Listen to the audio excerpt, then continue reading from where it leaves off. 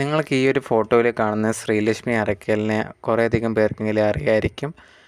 കുറേയധികം സാമൂഹിക പ്രശ്നത്തിലൊക്കെ സംസാരിക്കുന്ന ഒരു വ്യക്തിയാണ്. ചില സമയങ്ങളിൽ ഈ ഒരു ശ്രീലക്ഷ്മിയുടെ അഭിപ്രായങ്ങൾ നമ്മളൊക്കെ വിശ്വസിക്കുന്നതിനൊക്കെ എതിരെയൊക്കെ ആയിരിക്കാം. അങ്ങനെ കുറേയധികം നെഗറ്റീവായിട്ടുള്ള കമൻസൊക്കെ ഇവർക്ക് വരാറുണ്ട്.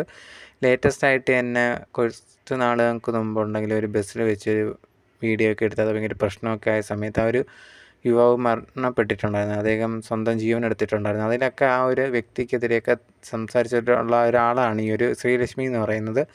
എന്തായാലും അങ്ങനെയൊക്കെ കുറേയധികം വിവാദപരമായിട്ടുള്ള പരാമർശങ്ങളൊക്കെ നടത്തിയിട്ടുള്ള ഈ ഒരു ശ്രീലക്ഷ്മി ഇപ്പോൾ ലേറ്റസ്റ്റായിട്ട് ഒരു ഇൻ്റർവ്യൂ കൊടുത്തിട്ടുണ്ടായിരുന്നു. ആ ഒരു ഇൻ്റർവ്യൂവിൽ നടത്തിയ ഒരു പരാമർശമാണ് ഇപ്പം ഭയങ്കരമായിട്ട് ചർച്ച ചെയ്യുന്നത്.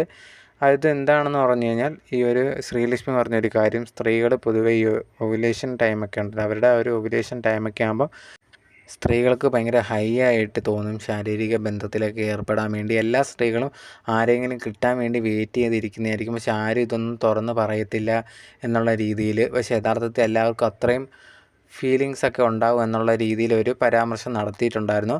ഇതിനെതിരെയാണ് ആസ്ല മാർലി ഒരു വീഡിയോ ആയിട്ട് വന്നിട്ടുള്ളത്. നിങ്ങൾ നിങ്ങളുടെ കാര്യം മാത്രം പറയും, നിങ്ങൾക്ക് അങ്ങനെ തോന്നുമെങ്കിൽ അത് ഓക്കെ, അല്ലാതെ എല്ലാ സ്ത്രീകളും അങ്ങനെയാണ് എന്നുള്ള രീതിയിലൊരു പരാമർശം ഒട്ടും ശരിയല്ല എന്നുള്ള രീതിയിലാണ് ആസ്ല പറഞ്ഞിട്ടുണ്ടായിരുന്നത്. അത് ഇൻ്റർവ്യൂ കാണുന്ന ചിലപ്പോൾ ആൾക്കാർ വിചാരിക്കും ഇങ്ങനെയൊക്കെ ഉണ്ടോ എന്നുള്ള രീതിയിൽ. അപ്പം നമ്മൾ ഇൻ്റർവ്യൂവിലൊക്കെ വന്ന് സംസാരിക്കുന്ന സമയത്ത് ഇതുപോലുള്ള കാര്യങ്ങളൊക്കെ ചിന്തിച്ചിട്ട് മാത്രം സംസാരിക്കണം, അല്ലാതെ ഒരിക്കലും ജനറലൈസ് ചെയ്യരുത്. നിങ്ങൾക്ക് അങ്ങനെയാണെന്ന് വെച്ചിട്ട് എല്ലാവർക്കും അങ്ങനെയാണ് എന്ന് പറയരുത്.